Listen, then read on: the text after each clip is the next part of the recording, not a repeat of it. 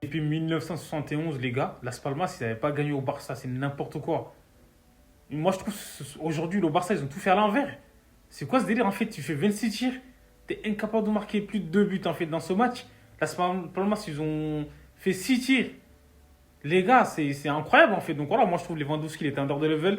Tout le Barça en première mi-temps, moi je trouve que au niveau de. C'était un peu bruyant en fait le jeu là, c'était compliqué. Pedri, on l'a pas. Même si on l'a vu, il était en activité, mais il n'était pas très intéressant. Normalement, c'est vers l'avant en fait. Donc voilà quoi, c'était un peu lent.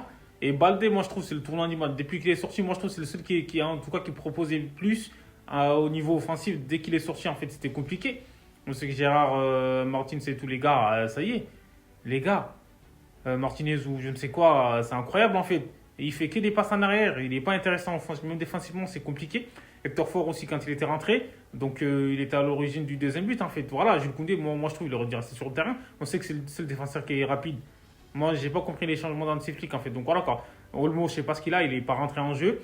Donc Frenkie de Jong, quand il était rentré, ça allait un peu mieux. Lamine Yamal, il a fait son retour. Tout. Franchement, moi je trouve, après voilà, il revient de blessure. Mais il aurait pu faire mieux, mais c'était intéressant quand il est rentré, il a déstabilisé. Rafinha, c'est le seul qui a marqué, donc Lewandowski, comme je l'ai dit, il aurait dû sortir, en fait, il aurait même pas dû finir ce match.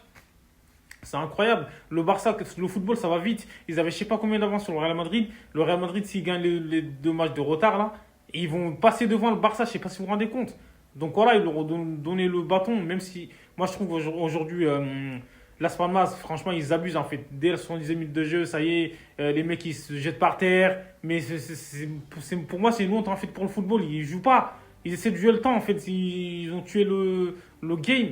Donc voilà, ils ont cherché que ça. Et au final, je vais pas dire que il y avait des fautes sur, on va dire, Koubarsi, ça n'a pas été sifflé. Moi, je trouve hein, l'arbitrage aussi, c'était pas ouf. Las Palmas, c'était 18e quand même, les gars. Je sais pas si vous vous rendez compte avant le match. Donc du coup, ils ont gagné contre le Barça. C'est quoi ce délire? Ils ont pris la confiance en fait. Moi, je trouve, comme je l'ai dit, de toute façon, oui, ils avaient leur plan de jeu, c'était les transitions. Et encore une fois, le Barça, ils ont pêché dans la finition. C'est ça. Lamine Yamal, on sait qu'il manquait de jus, même dans les frappes et tout, ça se voyait que ça fait longtemps qu'il n'avait pas joué. Mais bon, c'est pas. Lamine Yamal, en gros, c'est pas que lui qui doit faire gagner les matchs au Barça, les gars. Ils sont je sais pas combien. Ferran Torres, il est rentré, mais c'était pas trop ça.